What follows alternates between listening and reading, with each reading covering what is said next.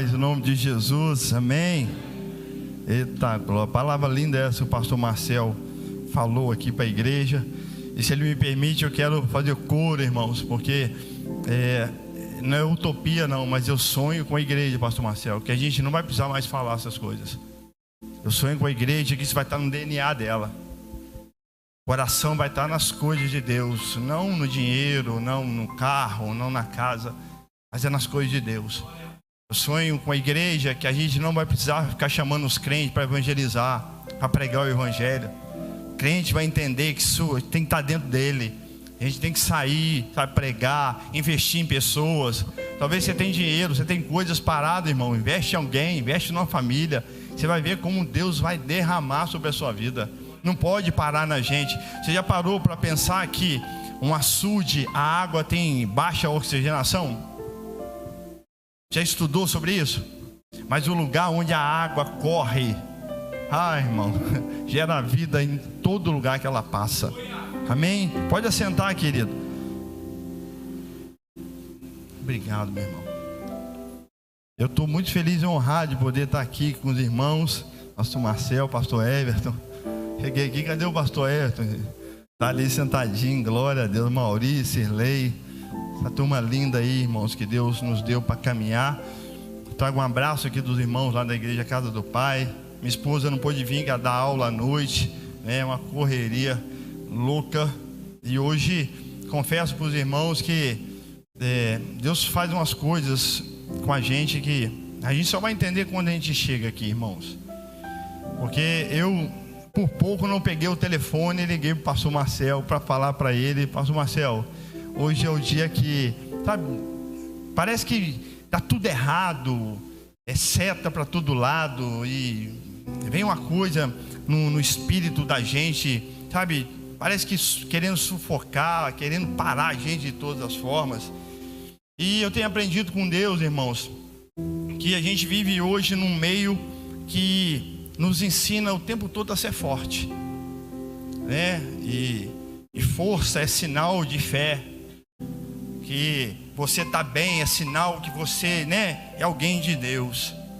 Mas eu tenho aprendido com Deus que a fraqueza também é um lugar onde você está em Deus.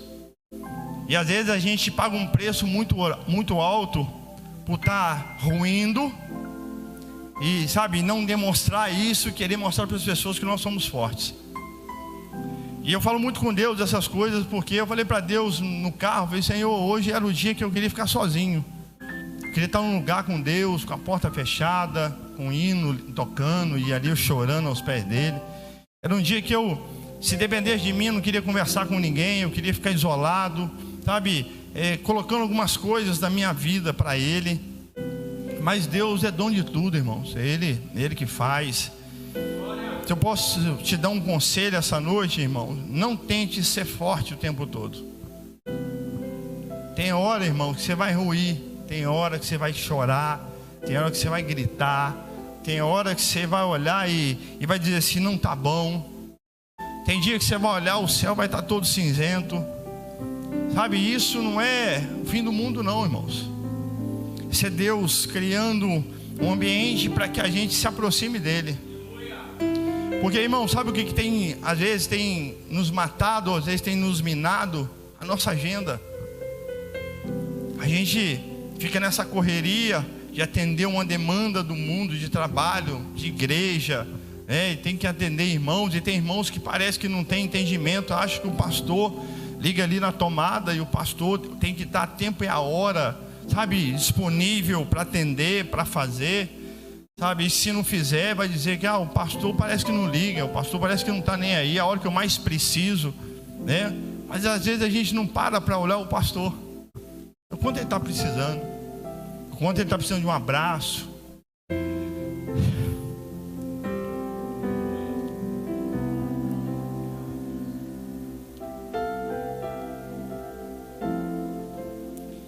Quer, pastor Marcelo?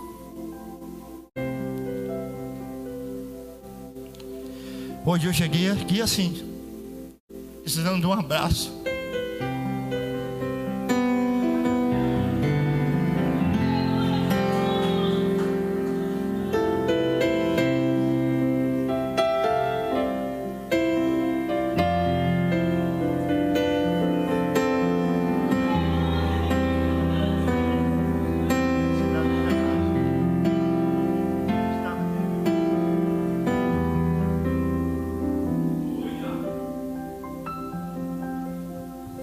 Abra a tua Bíblia aí, por favor, irmãos. Primeiro livro de Samuel.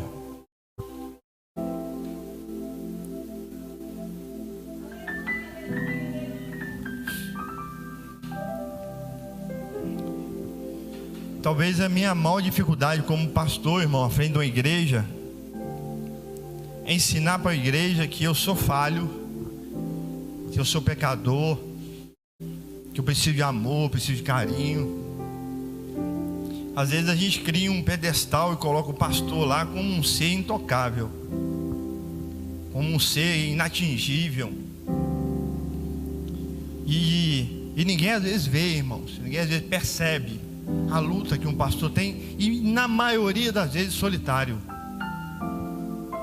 Pastor é aquele que ele ouve tudo, ele tem que reter tudo, ele tem que filtrar algumas coisas, mas não tem ninguém para ele falar, para ele conversar, para ele desabafar. Às vezes tem coisas que talvez a gente vai falar com a esposa não vai entender, porque o encargo que está sobre nós é muito maior, irmão. Não menosprezando a esposa, muito pelo contrário. Mas tem coisas que, sabe, é você e Deus. E sabe o que eu acredito, irmãos? Que a gente está vivendo um tempo que Deus está chamando a gente para esse lugar. Um lugar de desconstrução. Um lugar onde a gente vai rasgar o nosso coração diante de Deus, e a gente não vai ter medo de mostrar para Ele as nossas fraquezas, os nossos pecados. Esse texto que a gente vai ler me ensinou muito sobre isso. Porque a gente criou uma cultura de que a gente tem que falar com o irmão que está sofrendo, a gente tem que falar com aquele irmão que está triste, com aquele irmão que está abatido, para ele levantar a cabeça. Para ele, não, irmão, vamos guerrear, quando na maioria das vezes, irmãos, Deus está tratando coisas com ele que você nem imagina. Aquela dor que ele está sentindo, que ela está sentindo, não é para matar, irmãos, mas é para ensinar alguma coisa. E sabe o que eu gosto desse texto? E aí, como é o mês da família, irmão, eu não posso falar só de Ana, eu tenho que falar da família dela. Eu tenho que falar de Eucana, eu tenho que falar de Penina, eu tenho que falar dos filhos. Porque não se trata de uma mulher. Sabe o que Deus tem comunicado muito ao meu coração, irmãos? A gente não idolatra personagem bíblico. A gente não fica exaltando o personagem bíblico. Mas a gente, sabe, se espelha nas atitudes, no comportamento que esses homens e as mulheres tiveram, diante de circunstâncias que talvez eu e você ia desesperar. A gente ia murmurar o tempo todo. Em 1 Samuel, no capítulo 1, eu quero que você fique com a sua Bíblia aberta. No versículo 4, no versículo 5 diz: e sucedeu que no dia em que Eucana sacrificava, dava a ele porções a Penina, sua mulher, e a todos os seus filhos e a todas as suas filhas. Porém a Ana dava uma parte excelente, porque amava a Ana, embora o Senhor tivesse cerrado a madre. Como o pastor Marcel falou do texto que ele leu, eu vou dizer desse texto, eu também amo esse texto, porque como ele tem me ensinado, como ele tem me posicionado. Porque a gente, estou lendo uma história que a igreja conhece, de uma mulher que a Bíblia diz que o próprio Deus cerrou a madre dela. O próprio Deus tirou dela a possibilidade, a condição de ser mãe. E para uma mulher, irmãos, principalmente no tempo dela, no meio que ela vivia, isso era, sabe, inaceitável. Era algo que, para uma mulher judia, para uma mulher que já sonhava em casar e ser mãe de filhos, e ver Penina ali, cheia de filhos, zombando dela. E diz a Bíblia que Penina olhava para Ana como competidora. Ana não. E aí, irmão, sabe o que eu aprendo? A Bíblia diz que a mulher sábia edifica a casa. Como eu aprendo dessa mulher? Porque a dor dela era muito grande. A angústia dessa mulher era muito grande. de olhar para dentro de casa e saber o quanto ela era amada pelo marido, mas ela não podia ter aquilo que ela mais sonhava em dar para ele, que era filhos. Sabendo ela que, sabe, que pela medicina, pela condição humana, nunca. Mas essa mulher começa a chamar a minha atenção pela postura dela em relação ao que ela vivia. Porque se você olhar outros textos, você vai perceber que Sara, quando era afrontada por Agar, ela já começou a criar um sentimento de repulsa, de raiva contra Agar, a ponto de chegar para Abraão, para o marido dela, e falar para ele assim: olha, manda essa mulher embora, não tem mais condição dela viver aqui com a gente. E aí Deus fala, Abraão vai consultar Deus, Deus fala com ele assim: faz o que a sua esposa disse, manda ela embora. Mas a gente está agora, parece num mesmo cenário de alguém, sabe, que era amada pelo marido, mas não tinha filho. Em contrapartida, tinha uma outra dentro de casa que tinha filhos e zombava dela. Mas você não vai ver escrito que Ana chegava lá em Eucana e falava para Eucana assim: eu não aguento mais essa mulher. Você não vai ver Ana falar com Eucana assim: olha, você precisa escolher, ou eu ou ela. Sabe, querido, às vezes a forma que a gente reage aos problemas, às adversidades que se levantam contra a nossa vida, é que vai fazer a diferença e que vai causar um resultado diferente daquilo que nós esperamos.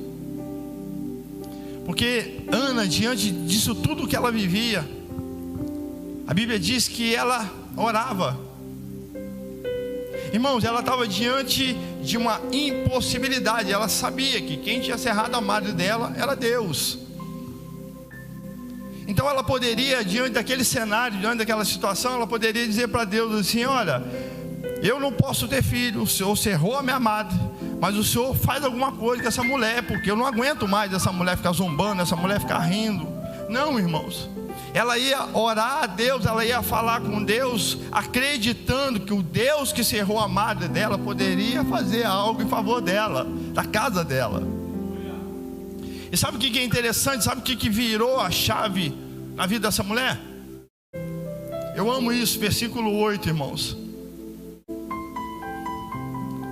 A Bíblia diz que Ana, ela se retirava, ela ia para o templo, ela tinha um lugar de referência, irmãos. É aí que a gente precisa aprender essas coisas. As lutas vêm para todo mundo, as tribulações vêm para todo mundo, mas Deus sempre tem um lugar reservado para nós, para que a gente esteja com Ele e a gente coloque isso diante dEle. Não que a gente vai falar, ou reclamar, ou murmurar, ou falar é por causa disso, ou por causa daquilo outro, não. No versículo 8 diz assim, ó: então Eucana, seu marido, lhe disse: Ana, por que choras? E por que não comes? E por que está mal o teu coração? Não te sou eu melhor do que 10 filhos? Então Ana se levantou, depois que comeram e beberam em Siló. E Eli, sacerdote, estava sentado numa cadeira, junto a um pilar do templo do Senhor. Sabe o que mudou na vida dessa mulher, irmãos? Sabe o que virou a chave na vida dessa mulher? Quando ela percebeu que a dor dela, que o sofrimento dela estava afetando o relacionamento dela. Quando ela percebeu que começou a afetar o marido dela, que a dor, a angústia que ela estava carregando, sabe, estava afetando o relacionamento dela, algo diferente moveu aquela mulher. E diz a Bíblia que ela sai, sabe, disfarçadamente, e sabe para onde essa mulher vai? Para o templo. Ela vai para o templo. Ela não vai murmurar, ela não vai reclamar, ela não vai ligar para alguém para dizer, para contar. Não.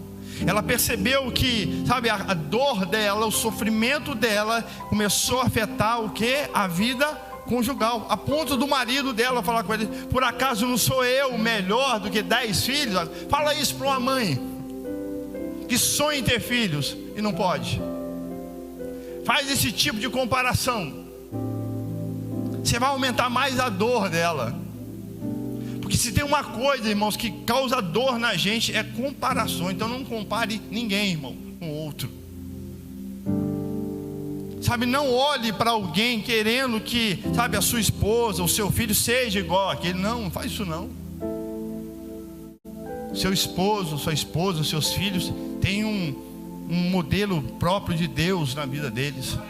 E aí quando a gente compara, quando a gente fica dizendo assim, eu queria que o meu filho fosse assim, você está dizendo assim, olha, eu quero que o meu filho seja do meu jeito, e não do jeito de Deus. Diz a Bíblia que essa mulher entra no templo, versículo 10, ela pois com amargura, eu cheguei aqui assim, irmãos, hoje, com amargura de alma, orou ao Senhor e chorou abundantemente. Se a gente aprendesse a fazer isso, irmãos, se a gente aprendesse a fazer isso, sabe, entrar num lugar, irmãos, sabe, só nós e Deus, sabe, rasgar o nosso coração diante dele, e chorar mesmo, irmãos. E diz a Bíblia que e fez um voto. É a primeira vez que eu vejo na Bíblia alguém fazendo um voto onde aquilo que ela está pedindo, ela vai entregar, ela vai perder aquilo que ela está pedindo. Geralmente a gente faz voto para conquistar alguma coisa, para ter alguma coisa. Essa mulher está fazendo um voto onde aquilo que ela está pedindo, ela vai devolver, ela vai entregar de volta para Deus. E fez um voto dizendo: Senhor dos exércitos, se benignamente atentares para a aflição da tua serva, e de mim te lembrares, e da tua serva não te esqueceres, mas da tua serva deres um filho homem. Olha a oração que essa mulher está fazendo. Ao Senhor o darei todos os dias da sua vida, e sobre a sua cabeça não passará navalha. Irmão, ela está fazendo um voto para Deus, que ela está dizendo assim: aquilo que eu mais sonho, aquilo que eu mais desejo na minha vida, aquilo que eu, sabe, o sonho de uma mulher, se o Senhor me der, eu vou devolver para o Senhor. Irmão, deixa eu dizer uma coisa para vocês, essa oração vale até hoje. Porque quando eu olho para minha casa, tenho lá a Manuela e o Daniel, eles não são meus, irmãos. Porque no dia que eles nasceram, eu consagrei eles a Deus. Eu falei para Deus: Senhor, eles não são meus. O Senhor está me dando a oportunidade e o privilégio de criá-los, de cuidá-los, mas eles são do Senhor. Então eu já me preparo para amanhã. Eu não sei o que o Senhor vai fazer. O Senhor vai levá-los para ser missionário, para ser pastor. Eles são seus. Por que às vezes tem uns especialistas que dizem que quando os filhos vão embora, né, e ficam só os pais, tem uma síndrome que chama síndrome do ninho vazio. Tem pais que entram em depressão. Tem pais, irmãos, que parece que a vida acabou. Sabe por quê? Porque o conceito, e aí eu estou falando de pais cristãos, crentes, porque o conceito que nós criamos que é meu filho é meu, irmão, é meu. Não, ele é do Senhor, ele não é meu, é dele. A minha casa é de quem? É do Senhor. Sabe por que às vezes sofre, irmãos? Porque a gente se apega, a gente coloca o coração em lugares que Deus não mandou a gente botar o coração. Os nossos filhos, irmãos, a gente vai ensiná-los no caminho. Essa é a parte dos pais. Nós vamos ensiná-los no caminho que eles devem andar, que depois que eles estiverem grandes, eles não vão se desviar. Só, irmãos, que eu preciso ensinar para eles no caminho que eles precisam amar a Deus sobre todas as coisas. Amar a Deus mais do que ama a mim, do que a Roberta. Eu falo isso para meus filhos todos os dias. Olha, o papai ama você, o papai ama a Manuela, mas eu amo o meu Jesus de uma forma que não tem como eu dizer para você: faça o mesmo. Sabe, criar os nossos filhos, irmãos, o propósito de Deus é que a gente crie os nossos filhos, que a nossa família, a nossa casa seja um lugar, irmãos, por favor. Tem lares hoje que os crentes estão sentando para falar mal da igreja. Tem lares hoje que os crentes estão sentando para falar mal do pastor. E os nossos filhos estão sentados na mesa ouvindo isso. E quando eles estiverem maiores, irmãos, se tiver a opção de ir para a igreja, de não ir, sabe o que eles vão dizer? Eu não vou para essa igreja, Porque a vida toda vocês falaram mal dela. Eu vou fazer o que nessa igreja? E sabe o que Ana faz, irmã? Ela está fazendo um voto para Deus, dizendo: Senhor, ela está assumindo uma responsabilidade, dizendo para Deus: Senhor, se o Senhor me der esse filho, sabe o que eu vou fazer? Eu vou devolver ele para o Senhor. Mas ela sabia da responsabilidade dela de mãe. Ela não ia simplesmente pegar o filho e largar o filho, não. Ela sabia o que ela precisava fazer para que o filho dela, sabe, fizesse a diferença no lugar que Deus ia colocar. Por quê? Porque na visão de Ana, na cabeça de Ana, Ana via um filho, mas Deus estava vendo um profeta, irmãos.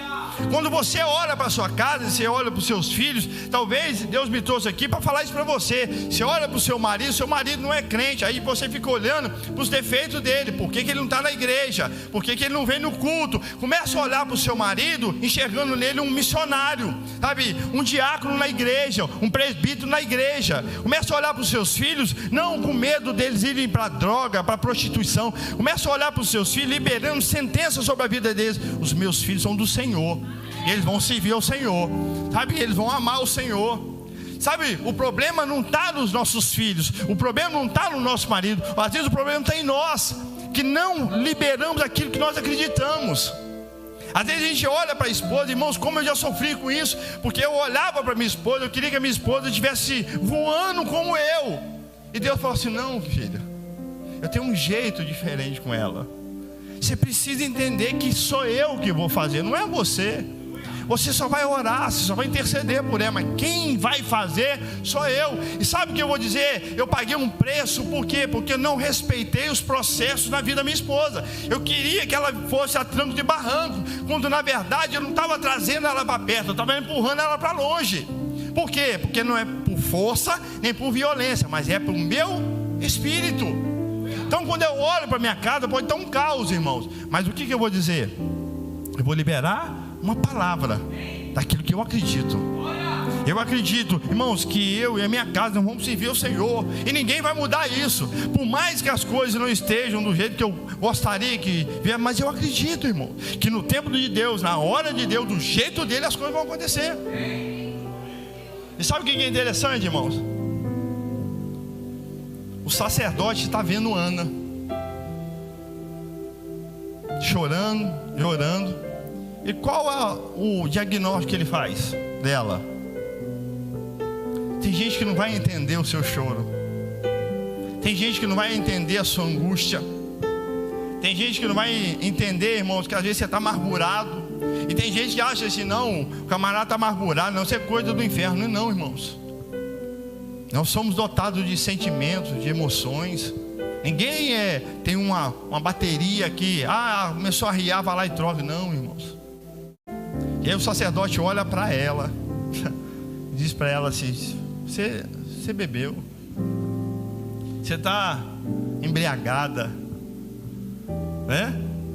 E ela diz para ele assim: não, Senhor meu, eu sou uma mulher tribulada de espírito. Irmãos, a franqueza dessa mulher é um troço comovente. Ela poderia contar uma historinha para ele. Não, irmãos. Ela mostrou quem ela era. É isso que está faltando em nós, irmãos. Sabe, a gente ser sincero com aquilo que a gente está sentindo. Essa mulher está dizendo assim: olha, eu sou uma mulher tribulada de espírito, nem vinho bebi, nem bebida forte tenho bebido, porém tenho derramado a minha alma perante o Senhor. Sabe o que a amargura fez com essa mulher, irmãos? Sabe o que a dor produziu nessa mulher, irmãos? Um momento onde ela se prostra diante de Deus, e ela rasga o coração diante de Deus. Sabe o que a amargura gerou nessa mulher? Não foi murmuração, não foi ela ficar se queixando, não. Foi um lugar que ela entendeu em Deus, irmãos, que ela precisava rasgar o coração dela diante de Deus e falar para Deus o que ela está sentindo. Aí você pode dizer assim: mas pastor, Deus sabe. Lógico que sabe, mas se tem uma coisa que Deus não abre mão, irmão, é de ouvir você falar. Por isso que o Pai Nosso, quando ele vai ensinar o Pai Nosso, ele diz o quê? Entra no teu quarto, fecha a sua porta em secreto, que o seu Pai em secreto te vê. Não fala que ele te ouve, porque ele sabe. Mas para Deus conta você estar ali. E você falar para ele, sabe, o que está no seu coração. E ela falou: não tenhas, pois, a tua serva por filha de Beleal, porque da multidão dos meus cuidados e do meu desgosto tenho falado até agora. E com quem que ela está falando, irmãos? Com quem que Ana está rasgando o coração dela? Fala para mim, irmãos. Com quem que essa mulher está rasgando o coração dela? E aí eu vou te fazer uma pergunta: com quem você tem desabafado? Para quem você tem falado das suas angústias? Deixa eu contar uma coisa para vocês. Às vezes eu atendo casal lá em Cataguases, que a mulher está tão oprimida, ela está tão bombardeada de religiosidade, que ensinaram para ela que ela tem que ser aquela mulher exemplar, que ela não pode baixar a cabeça em momento algum, que ela tem que andar de cabeça erguida, que ela é mais do que vencedora. Essa conversa que a gente está acostumada a ouvir. E quando você dá oportunidade para ela abrir o coração dela, irmão, é hora de choro. É hora de choro. Às vezes a gente não atenta para a dor do outro. Tem hora, irmãos, que a gente tem que respeitar o luto das pessoas, porque aquele luto vai trazer alegria de volta. Tem hora, irmãos, que tem que deixar a pessoa chorar, tem que deixar a pessoa, sabe, desabafar com Deus mesmo, tirar aquilo que está doendo, aquilo que está angustiando dentro dela, porque senão, irmão, vai chegar uma hora que não vai dar conta, vai entrar numa depressão, sabe, vai ter um AVC. Irmãos, é só você conversar com os especialistas, você vai ver que quantas pessoas têm problema de AVC, de um monte de coisa, por causa de problemas internos. Por isso que a gente aprende que as nossas maiores fortalezas são internas, que a gente precisa derrubar. E essa mulher está me ensinando isso. Sabe, que quando eu estiver angustiado, quando eu estiver triste, quando eu estiver abatido, eu olhar e a coisa não estiver do jeito que eu quero, eu tenho que falar com Deus, eu tenho que chorar diante dele, eu tenho que abrir o meu coração para ele. E sabe o que é interessante, irmãos? No versículo 20: e sucedeu que, passado algum tempo, Ana concedeu e deu à luz um filho, e chamou o seu nome Samuel, porque dizia ela: o tenho pedido ao Senhor. E subiu aquele homem Eucana com toda a sua casa a oferecer ao Senhor o sacrifício anual e a cumprir o seu voto. Escuta isso. Porém Ana não subiu, mas disse ao seu marido: quando o menino for desmamado, então o levarei para que apareça perante o Senhor e lá fique para sempre. Oh, meu Deus, que declaração linda que essa mulher está fazendo. Sabe o que ela está dizendo para nós? O meu filho, independente do que vai acontecer, ele é do Senhor. Não tem conversa, não tem, diálogo. Ele é do Senhor, e eu vou apresentá-lo ao Senhor. Essa mulher tomou uma postura que muitas mães que estão aqui hoje precisam tomar. Não é ficar olhando para o filho: como é que eu vou fazer com o meu filho? Você sabe como fazer, você sabe o que precisa fazer. Como é que eu vou fazer com a minha filha? Você sabe, irmãos. Tem hora que não é mais botar a mão. Não, irmãos. Tem lugares, irmãos, que não dá para ficar falando. E sabe o que é interessante? Nós invertemos tudo, porque a gente gasta mais tempo falando, chamando a atenção, do que orando, intercedendo pelos nossos filhos. A gente gasta mais tempo reclamando: que meu filho fez isso, que meu filho fez aquilo outro, do que gastando tempo com Deus de joelho, falando: Senhor, meu filho está ali, ele é teu, faz o que for necessário, mas eu não abro mão, ele é do Senhor, ele vai servir o Senhor. Sabe, irmão, é declarar isso, para Deus, para quem é de direito. Sabe, eu não abro mão aos meus filhos. Eu não estou preocupado com as drogas, eu não estou preocupado com a discoteca, com um baile. Eu não estou preocupado com isso, irmãos. Eu estou preocupado em que meus filhos conheçam o meu Senhor. E aí eu vou investir tempo nisso, eu vou gastar tempo nisso. Mas, irmão, sabe o que a gente faz? A gente dá o celular para ficar livre, né? Para ter um momento de paz. a gente bota o desenho lá, a gente vai terceirizando. E aí, irmãos, os meninos vão crescendo, eles vão para a escola. O que vocês acham que eles vão ouvir lá na escola? Eu me lembro quando a Manuela era pequenininha, ela estudava na escolinha. Aí tinha um menininho lá, chama Savoy Desley, o nome do menino. E ele ficou apaixonado com a Manuela. Aí ele foi falar com a Manuela, falou: Manuela, eu queria namorar com você. Aí a Manuela falou com ele assim: não, meu pai não deixa. Aí ele virou para a Manuela e falou assim: eu mato seu pai. Isso na escola. Minha filha tinha 6 anos. O menino falou isso para ela: eu mato seu pai. Irmãos, às vezes a gente coloca na professora, a gente bota no colégio achando que eles vão educar, que eles vão... Não, irmãos, é a família, somos nós. Sabe o que Ana está dizendo para o marido dela? Eu subirei com ele, eu vou sacrificar, eu vou oferecer. E olha aí, irmãos, coisa linda isso. Assim ficou a mulher e deu leite a seu filho até que o desmamou. Agora olha o versículo 24. E havendo o desmamado, tomou consigo 3 bezerros, uma efa de farinha, um odre de vinho, e levou à casa do Senhor em Siló. E era o menino ainda muito. O que a gente às vezes olha para a criança e pensa: o que ela vai aprender? Criança, né? Deixa ela brincar. Mas a Bíblia diz que Samuel ainda era muito criança. E o que Ana levou, irmãos? Diz o texto aí, o que Ana levou? 3 bezerros, né? Um novilho, uma cefa de farinha e um odre de vinho. O que você acha que ela está fazendo com isso, irmãos?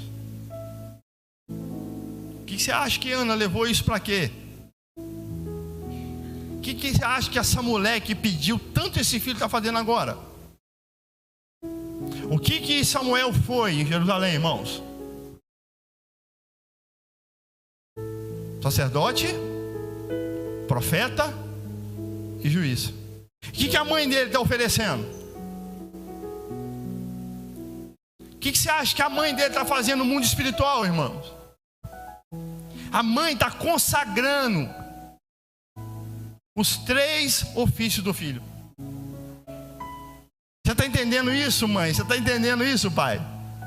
Ela já olhava para o filho e ela já declarava no mundo espiritual quem o filho dela seria. Ela não olhava para o filho ou para a filha achando: não, eu não sei ninguém, não vai. Não, irmãos, ela já estava declarando: o meu filho, esse que eu pedi ao Senhor, que eu estou devolvendo ele vai ser sacerdote, ele vai ser profeta, ele vai ser juiz. Por quê, irmão? Porque tem uma mulher sábia dentro de casa. Uma mulher sábia, ela entendeu para quem ela pediu e quem deu o filho para ela, e agora o que ela tinha que fazer.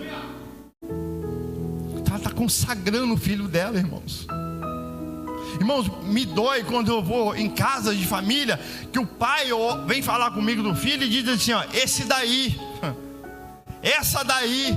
Eu passei uma experiência dessa aqui em Miraí. A gente estava fazendo um culto lá no Alto Escolástico. Era umas 7 horas da noite, mais ou menos. Estava eu e o irmão Bento.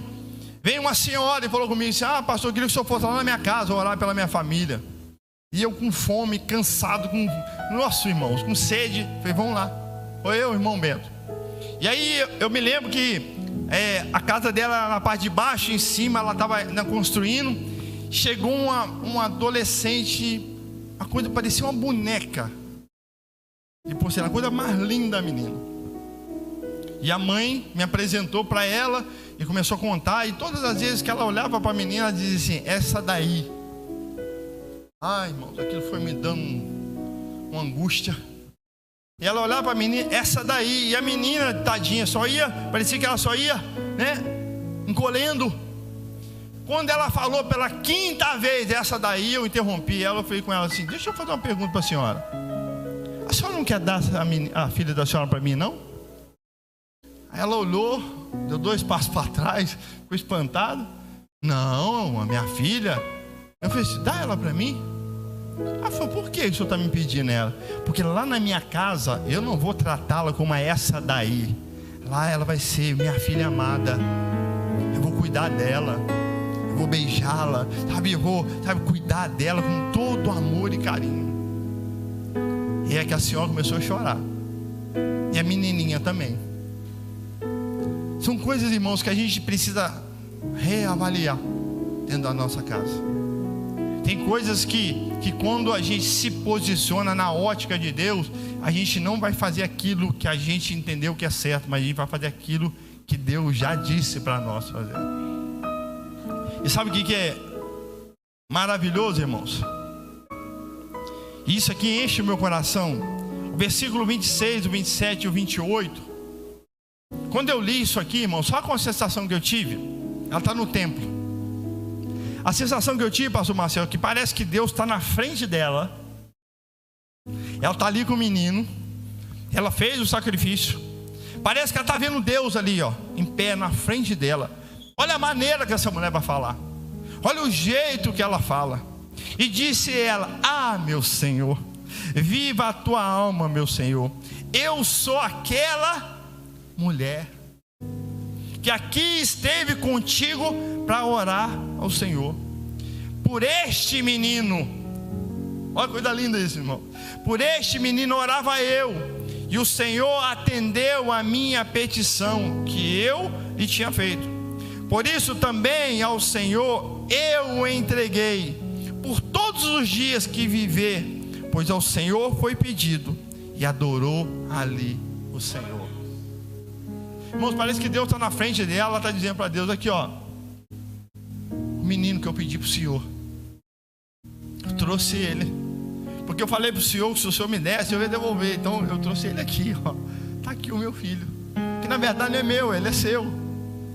Eu cuidei dele, eu fiz tudo aquilo que eu entendi da parte de mãe, mas agora é a hora de, sabe, é isso, irmãos. A nossa casa tem que ser assim. Por mais que doa, por mais que, sabe, seja angustiante na vida da gente, os nossos filhos têm que ser entregues a Deus, tem que ser consagrado a Deus, irmãos. Por quê? Porque se a gente não consagrar, se a gente não entregá-los para Deus, sabe o que vai acontecer? O mundo vai abraçá-los, irmãos, que vai destruir a vida deles. E você não vai conseguir fazer nada, irmãos, porque na maioria das vezes a gente só chora depois do leite derramado. E Deus está dizendo assim: ô meu filho, consagra tudo a mim, entrega tudo para mim, entrega o seu casamento, entrega a sua família, entrega a sua casa para mim. E aí, irmãos, há uma briga interna em nós, porque nós nos acostumamos a fazer as coisas do nosso jeito. A gente quer sempre botar a mão para fazer. Não, tem que ser assim, eu acredito que tem que ser assim. Não, irmãos, tem hora que sabe o que você tem que fazer? É abrir mão de tudo, do seu achismo, daquilo que você acha, e não, isso aqui vai funcionar. Não, irmãos, você não entregou para Deus. Lembra quando Salomão consagrou o templo, irmãos? Deus deu a planta para Davi, mas falou para Davi assim: olha, está aqui a planta, tudo bonitinho, mas não é você que vai construir. Quem vai construir é Salomão, seu filho, jovem e inexperiente. Imagina Davi ouvindo isso. Aí Salomão constrói o templo. O que ele faz com o templo, irmãos? Ele consagra o templo a quem? A quem que ele consagra o templo? A Deus. E aí, irmãos, os sacerdotes entraram no templo para fazer o ofício sacerdotal. E diz a Bíblia que quando os sacerdotes entraram, a Shekinah de Deus, a glória de Deus entrou dentro do templo. E o que aconteceu com os sacerdotes? Eles não conseguiram ficar de pé. Por quê, irmãos, que eles não conseguiram ficar de pé? Se eles estavam ali para fazer o ofício sacerdotal, por que eles não ficaram de pé? Simples, irmão, porque tudo aquilo que você consagra a Deus, você não bota mais a mão. Você não consagrou a Ele, é dele, vai ser do jeito dele. Então você consagrou a sua casa, os seus filhos, o seu casamento. Ô irmãos, tem crente que está casado, eu fiz 20 anos de casado. Tem crente que está dizendo assim: ah, pastor, que é muito difícil estar casado, tem que engolir sapo. Não, irmão, sabe por quê?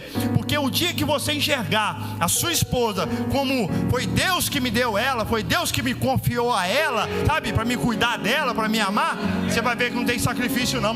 Ruim, irmão, deve ficar sem ela. Ruim é ficar sem a minha esposa, ruim é ficar sem os meus filhos. Aí é ruim. E aí a gente fica botando um monte de obstáculo. Não, porque casamento tem hora. Não, irmãos, nunca foi fácil. A vida da gente não é fácil. Só por que Deus permite essas coisas acontecer? Para nos forjar, irmãos.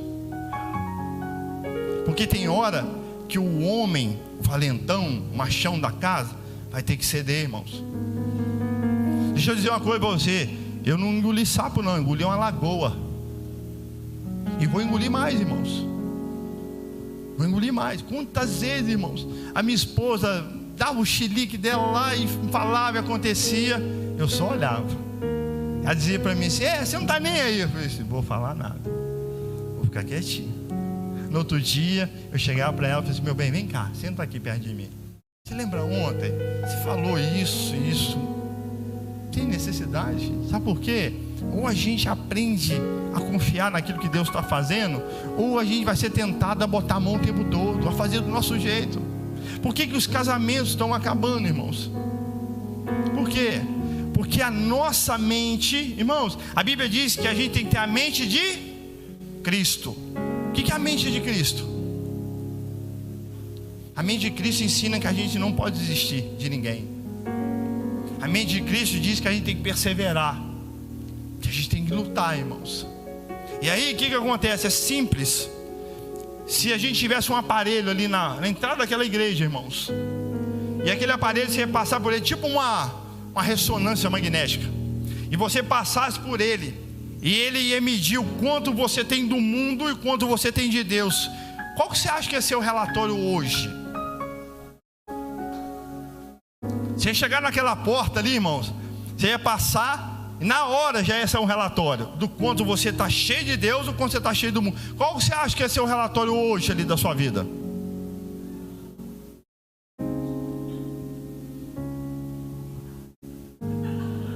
E para piorar, irmãos, ia tocar uma sirenezinha ali quando pesasse muito para um lado, né? Lado do mundo. Agora você imagina você entrando ali, a sirene disparando, todo mundo olhando para você. Por que eu estou dizendo isso, irmãos? Porque a gente tem opção, irmãos, de ser cheio de Deus nas nossas atitudes, na nossa fala. Tem hora que a defesa é o melhor ataque, irmãos. Tem hora que você recuar, ficar na sua, quietinho, é melhor. Imagina agora o sacerdote que falou com Ana que ela estava bêbada. Está olhando para ela, falou assim: rapaz, a mulher não estava bêbada não, a mulher estava cheia. A mulher estava cheia da presença de Deus. E sabe o que é interessante, irmão? Oh meu Deus, a Bíblia lá no capítulo 2, versículo 19, diz assim, ó: e a sua mãe lhe fazia uma túnica pequena, e de ano em ano lhe trazia, quando com seu marido subia, agora está subindo com o marido, para oferecer sacrifício anual. Sabe o que é essa túnica? Cobertura espiritual. Todo ano a Ana ia lá e cobria aquele menino. Ela não simplesmente deixou ele lá no templo e falou assim: se vir nos dias, não. Todo ano ela ia lá e cobria o filho dela. Você está entendendo? O que Deus nos chamou para ser e para fazer, irmãos, é olhar para os nossos filhos e liberar sobre eles aquilo que Deus tem liberado em nós. Se eles não querem que os filhos de vocês, os meus filhos, sejam cheios da glória de Deus, e o que você está falando para ele que vai refletir isso nele? Qual é a frase que você mais fala com ele? Tem pais que chamam os filhos de burro, de imprestável. É crente, irmão. Estou falando de ímpio, não, falando de crente. A gente pode tampar o sol com a peneira, não. Isso acontece assim demais. E aí você vai falar: ô irmão, faz isso não. Não, porque o senhor não sabe o que eu passo aqui. E aí essas pessoas são boas de argumentos, que elas vão argumentar tudo com você. Porque tem sempre uma justificativa, igual o Adão fez com a Eva lá, né? Que Deus vai cobrar dele. Ele fala: mas a mulher que o senhor me deu. Aí o que ela fez? Não, filho, é você. Deus não botou a culpa na Eva, é você que tem que fazer alguma coisa. E sabe o que é mais lindo de tudo? Olha aí, irmãos, versículo 20 e o 21. E Eli abençoava a Eucana. Quem está abençoando, irmão? O sacerdote, que ficou olhando para Ana achando que ela estava bêbada. Essa mulher está embriagada. Não, irmãos. O Senhor te dê. Olha o que ele vai falar com Eucana, com o marido dela. Ô irmão, uma mulher que Deus tinha cerrado a madre. A mulher que o tempo que ela estava angustiada, ela ia no lugar certo. Ela ia tratar com Deus, ela ia falar com Deus. Ela não ia lá falar para Eucana assim: olha, eu estou assim, eu estou triste porque Penina está fazendo isso. Porque eu... Não, irmão, ela tratava com Deus, ela colocava diante de Deus. Ela acreditava naquilo que ela estava dizendo para Deus. Agora o sacerdote, que um dia disse para ela que ela estava bêbada, né, que não entendeu a situação dela. Agora o que esse sacerdote vai dizer? Ele abençoava a Eucana e a sua mulher e dizia: o Senhor te dê descendência desta mulher, pela petição que fez ao Senhor. E voltaram para o seu lugar. Agora o versículo 21. Visitou, pois, o Senhor a Ana, que concebeu e deu à luz a 3 filhos e 2 filhas. E o jovem Samuel crescia diante do Senhor. Irmãos, como é que alguém que não podia ter filho agora tem 6? Explica isso para mim, irmãos. Como alguém, sabe, que foi chamada de bêbado, agora está sendo abençoada, e o sacerdote está dizendo assim: ô Eucana, essa mulher, ela vai te dar descendência. Explica isso para mim, irmãos. E aí eu vou te perguntar: se Ana ficasse lá reclamando, se Ana ficasse lá falando com Deus: a culpa é de Penina, que a minha vida está um inferno, o que vocês acham que tinha acontecido com ela?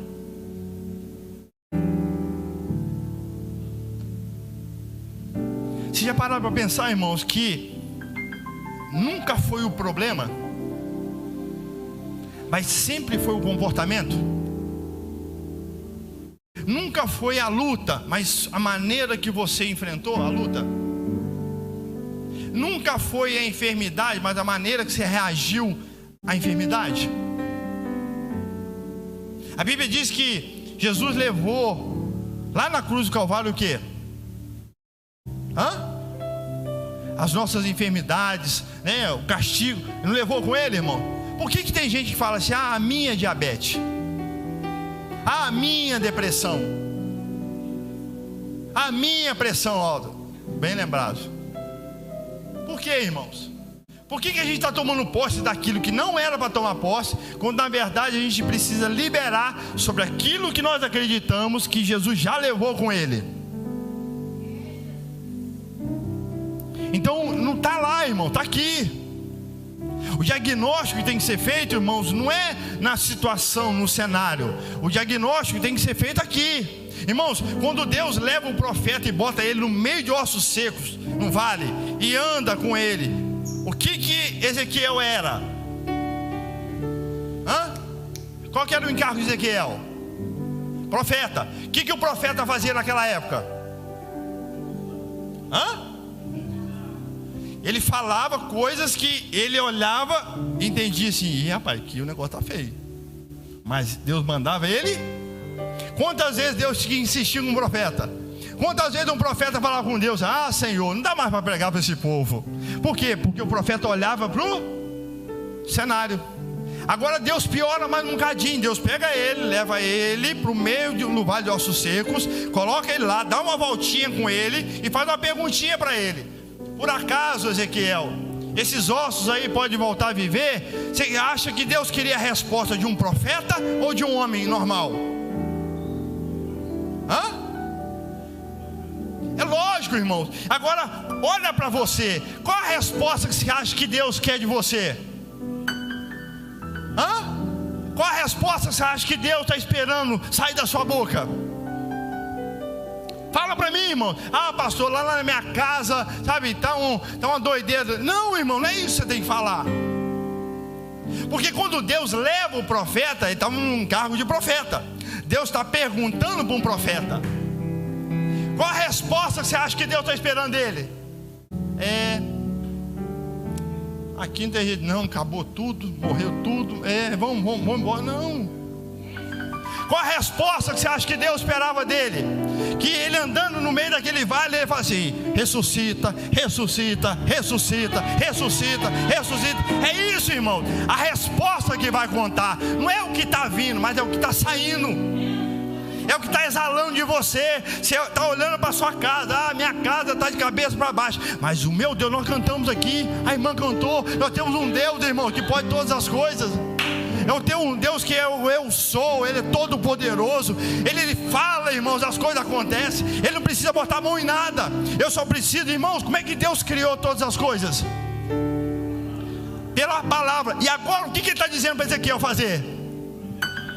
Fala, Ezequiel, abre a sua boca e profetiza. Então o que você veio fazer aqui hoje, irmão? Olha para a sua casa e começa a profetizar o quê? Que Deus vai fazer lá, irmãos.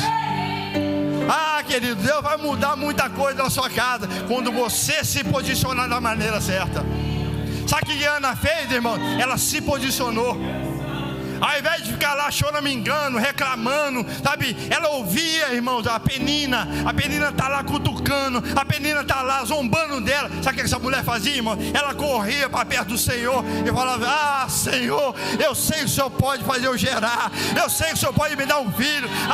Ela voltava para casa, a Penina vinha, apontava, falava um monte de coisa com ela, ela corria lá: Senhor, eu voltei aqui para a tua presença. É isso, irmãos. É isso. É isso que Deus está esperando dessa igreja. O craque está avançando. Queridos, mas se a gente clamar, se a gente orar, uma palavra que Deus liberar, muda tudo. Irmão, a gente precisa entrar nesse lugar em Deus. E sabe o que Deus diz? Já está pronto. Vocês só precisam acessar esse lugar. Faça como Ana, irmão. Vai para esse lugar, fica lá quietinho, rasga o seu coração. Não fica olhando: eu não consigo não. Já bota a mão e fala assim: Senhor, eu sei que o Senhor tem poder, e eu vou ter um filho, e esse filho vai ser para a glória do Senhor. Jesus, quem vai casar aqui, irmãos? Quem vai casar? Glória. Em nome de Jesus, ora a Deus, fala assim: o meu casamento vai ser para a glória do seu nome. Eu vou casar para te honrar, Jesus. Sabe, as pessoas vão saber. Querido, deixa eu falar uma coisa para vocês. Eu entrei na academia lá em Cataguá para malhar, porque o negócio está feio, né, Mauri? A idade vai chegando, o negócio vai ficando feio. E sabe o que é interessante, irmão? A academia fica lotada. E fica tocando aquelas músicas de academia, um troço louco. E tem vários instrutores na academia. E aí um dia eu estava lá malhando, o coração começou a queimar. Por quê? Porque eu olhava para aqueles instrutores da academia, todos eles mundando. Todos eles, sabe, olhando as meninas malharem, sabe, cantando aquelas meninas. E eu fui um por um, sem conhecê-lo. Primeiro dia de academia, fui um por um. Eu falei com ele assim, fui chegando perto dele, falei: rapaz, você se importa de eu colocar o seu nome no livro de oração da igreja? Porque aqui o ambiente é pesado, cara. Vocês precisam muito de oração. Sabe o que acontecia, pastor? Eles choravam. E abaixavam a cabeça assim, limpavam as lágrimas e diziam assim: pastor, é lógico que eu quero. Como estou precisando disso? Porque é um ambiente que não tem regras, um ambiente que não tem limite, um ambiente onde o diabo está deitando e rolando. Mas deixa eu dizer uma coisa: Deus vai sempre levantar alguém para levar para esse ambiente, sabe, para profetizar sobre esse lugar. Você pode ficar de pé aí, por favor, irmão?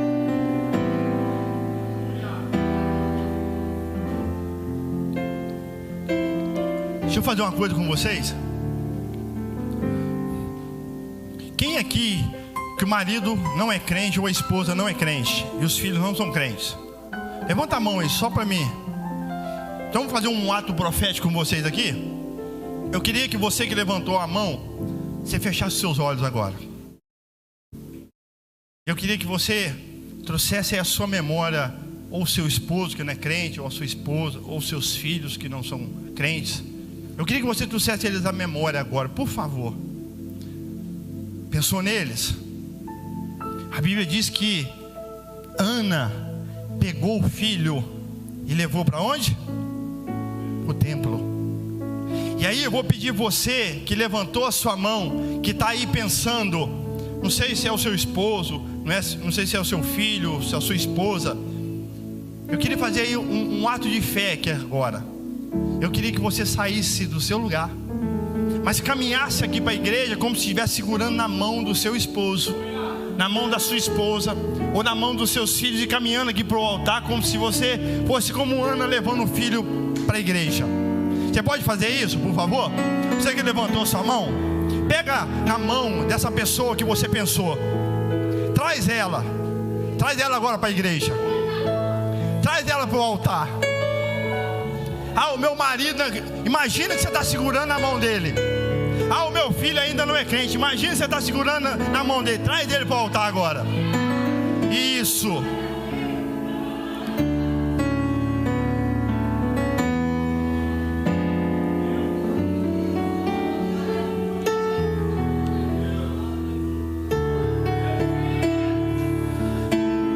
Olha aqui para mim, vocês que vieram aqui à frente.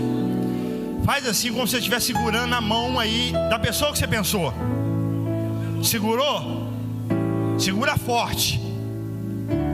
Agora você entrou com ele dentro da igreja. Você entrou com ela dentro da igreja. E sabe quem está aqui, irmãos? O Senhor está aqui nesse lugar. Começa a olhar para essa pessoa como se ela estivesse aí perto de você. E começa a profetizar sobre ela agora. Começa a profetizar sobre essa pessoa. Fala assim, ó, aqui é o nosso lugar. Começa a profetizar sobre o seu marido, sobre a sua esposa, sobre os seus filhos, como se você estivesse segurando a mão deles. Vocês trouxeram ele para a igreja, vocês estão com ele no altar agora. Então começa a profetizar. Olha para eles agora e diz assim, ó, aqui é o nosso lugar. Fala para eles assim, ó, nós vamos servir o Senhor. Faz isso, por favor, irmão. Segura aí na mão dessa pessoa que você ama. Segura na mão dessa pessoa. Fala assim, ó, aqui é o nosso lugar. No altar, é aqui. É nesse lugar que nós vamos ficar. É nesse lugar que nós vamos servir. Em nome de Jesus. Olha para essa pessoa. Você está segurando a mão dela. Fala para ela que aqui é o lugar dela. Fala para o seu marido, para os seus filhos, aqui é o lugar de vocês. Na casa do meu Senhor, adorando a Ele, servindo a Ele. Fala, querido, por favor. Segura aí na mão. Fala, aqui é o nosso lugar. É aqui no altar do Senhor. Não tem lugar para o mundo, não. É aqui, ó. É aqui. É aqui no altar que nós vamos ficar. Segura aí, irmão, não larga não. Segura, querida. Segura na mão. Não larga. Não abra a mão da sua família. É aqui no altar que eles vão estar. Profetiza isso, por favor. Em nome de Jesus. Profetiza isso, querida. A minha casa vai estar no altar do Senhor. Os meus filhos, meu marido, a minha família vai estar aqui aos pés do Senhor. Profetiza isso, por favor. Em nome de Jesus. Oh, meu Deus. É aqui, meu irmão. É aqui, meu Deus. Olha para você.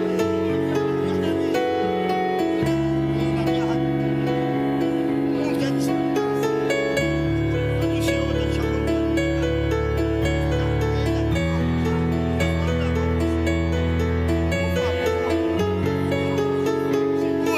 Segura na mão dessa pessoa que você trouxe para o altar. Segura aí. Fala, é aqui que nós vamos ficar. É aqui. É no altar do Senhor que nós vamos ficar. Não larga não, minha irmã. Não larga não. Ah, tá difícil, pastor. Não larga. Não larga. Segura. Segura. Eles vão se render a Ele. Segura, minha irmã. Segura com toda a sua força. Traz para perto. Traz para o altar. Oh, meu Deus. Segura, querida. Segura na mão dele. Segura na mão dela. Está no altar aqui do seu ladinho. É aqui. Profetiza isso. É aqui nesse lugar que a gente vai ficar. É nesse lugar que nós vamos servir a Deus. É no altar do Senhor. Em nome de Jesus. Segura, querida. Segura. Oh, meu Deus, segura. Isso, segura. abra a mão, não. Você não vai perder a sua casa. Segura, querida. Lute pela sua casa, por favor. Em nome de Jesus, lute, querida. Lute.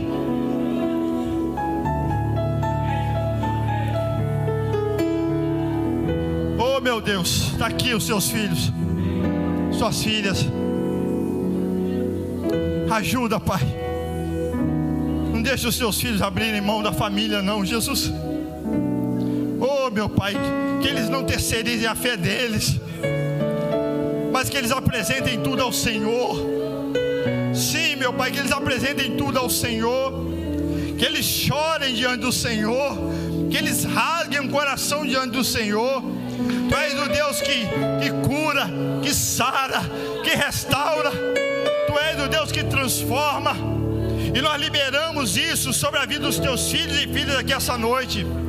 Oh, meu Pai, não há encantamento sobre eles, não há maldição, não há condenação.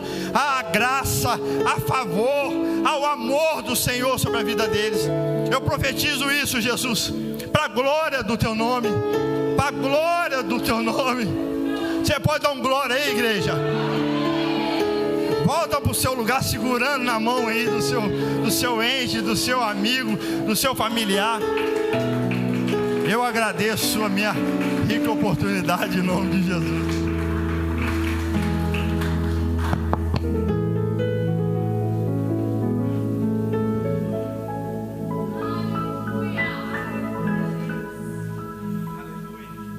Louvado seja o nome do Senhor. Deus abençoe a vida do pastor Alisson. Deus está falando comigo, que está trazendo renovo no seu coração. Ele veio aqui nessa noite. Deus tem um propósito, irmãos, e esse renovo está vindo sobre o coração e a vida dele em nome de Jesus. Aleluia. Deus continue abençoando. Leva um abraço para sua família, para a igreja. Vocês são bênção nas nossas vidas, irmãos. Louvado seja Deus. Eu senti uma presença aqui no altar. Você tem que vir para o altar, irmão. O altar é o lugar. Às vezes você não está nem entendendo nada, vem para o altar. Às vezes você não tem nem jeito para trazer, vem você mesmo, você está precisando do altar. E quando eu cheguei aqui, irmão, eu senti a graça de Deus na minha vida. Nós precisamos disso, é de mergulhar, de ir como ano para os pés do Senhor. No altar é o lugar, é na presença de Deus. Deus está trazendo renovo em corações aqui nessa noite. É só a primeira semana, irmãos. E esses dias Deus vai falar conosco. Pastor Israel estará ministrando aqui numa quinta. Nosso irmão Marcos Paulo estará ministrando aqui numa quinta. Pastor Maurício, de Cataguases, vai estar ministrando aqui na outra quinta. Então vai ser um mês abençoado. Dia 20 e 21, Conferência da Família. Sábado à noite, domingo de manhã e domingo à noite.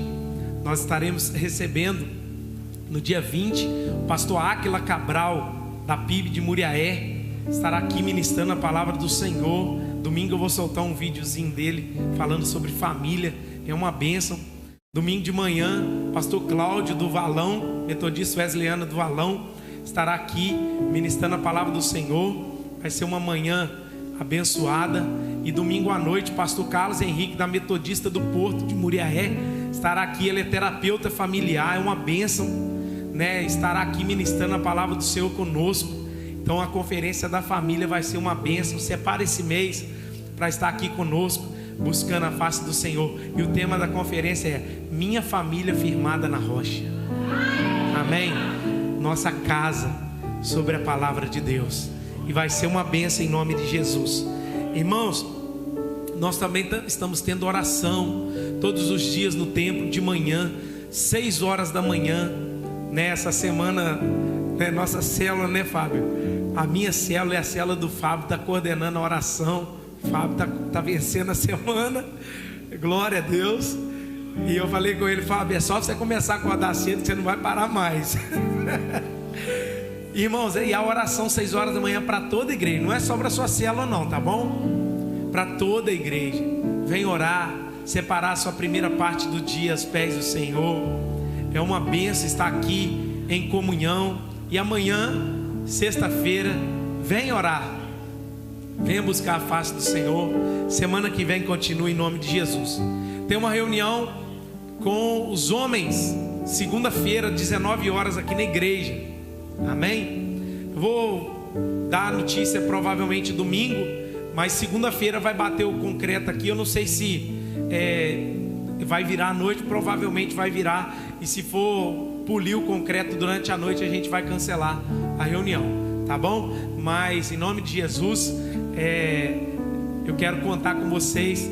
Domingo pela manhã, escola bíblica dominical. Domingo à noite, culto de louvor e adoração ao nosso Deus. E no dia 12 de junho, jantar de casais. 10, dia 12 é o dia dos namorados, dia 10 é no sábado. Nós estaremos aqui no jantar de casais. Vai ser uma noite top, abençoada, com ministração dinâmica, muita comida, para a glória de Deus. Vamos inaugurar o varandão aqui com um jantar de casais em nome de Jesus. Qual é o valor, pastor? R$150. Você vai estar aqui conosco recebendo, vai ter inúmeras coisas e vale muito um investimento. Tá dividindo, você pode pagar de 2 vezes, tá? Pode passar no cartão, em nome de Jesus. Ajeita aí, vem para o jantar de casais em nome de Jesus, amém? Vamos ficar de pé e agradecer ao Senhor. Vocês podem procurar a Natália, minha esposa. O jeito mais fácil de pagar, ela fala aí com vocês. Mas se quiser dividir, tem jeito. No cartão a gente divide para vocês. E a igreja, né, tem um cartão da igreja aí, eu acho que está funcionando, tá? E aí pode pagar pela igreja, a igreja paga o encontro de casal. Ok, meu amor? Te amo, tá?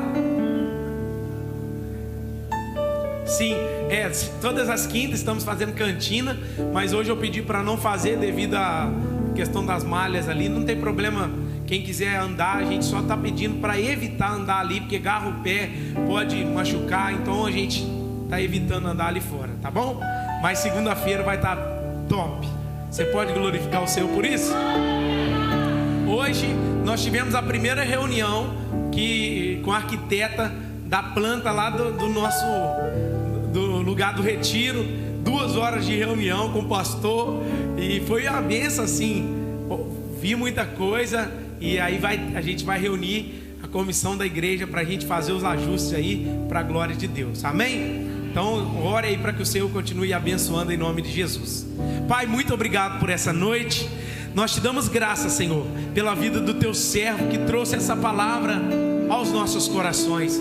Continue abençoando o ministério, a casa, o pastoreio do teu filho, e continue abençoando também o teu povo. Senhor, que a tua glória, o teu poder, a tua unção seja presente na vida dos meus irmãos. Continue abençoando cada um para a glória e louvor do teu santo nome. E que o grande amor de Deus Pai, a graça salvífica de nosso Senhor e Salvador Jesus Cristo, a doce comunhão e consolação do Espírito Santo de Deus seja com todos vocês e com todo o povo espalhado na face da terra. E a igreja diz: aplauda ao Senhor. Está encerrado em nome de Jesus.